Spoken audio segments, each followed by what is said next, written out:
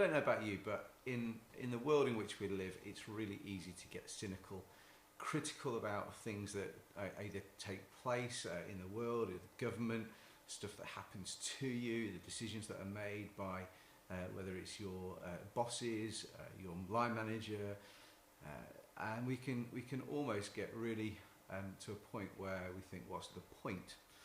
However, as Duncan reminded us yesterday, actually in his message, is a really important principle for us as Christians to live a life of thankfulness. And I think thankfulness helps us to conquer all kinds of emotions and fears.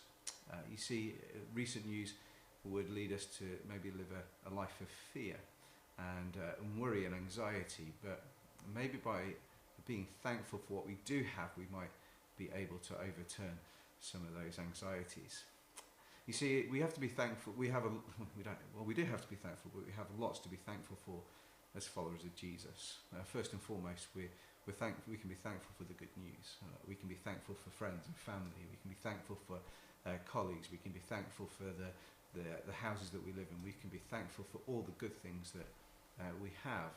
But how are you able to cultivate thankfulness in the most difficult circumstances? And as I speak now, I'm thinking of a couple of circumstances and situations in our church where people are enduring times of difficulty. So how do you cultivate thankfulness? And I think one of the ways that we do it is to lift our eyes from our present circumstances and look to Jesus and give thanks for what he endured at the cross. And we understand then, in light of our circumstances and our sufferings, it almost pales into insignificance to what Jesus endured at the cross. And so therefore we can look forward with hope and also gratitude, because it didn't end in death but resurrection. And Jesus conquered the grave. He conquered all, and he reigns supreme. And so actually, as Christians, I think we've got a whole lot to be thankful for. And maybe it's just a change in perspective. Maybe it's just a change in the way that we think. But it begins by being thankful with the small stuff. If we're waiting for the big stuff to be thankful for, we'll never cultivate an attitude of thankfulness.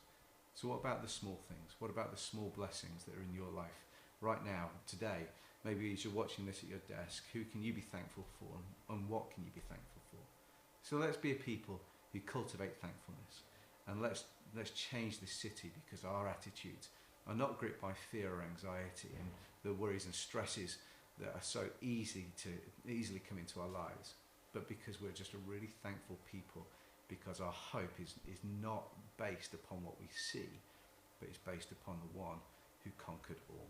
So I'd encourage you today and the rest of this week, let's cultivate thankfulness.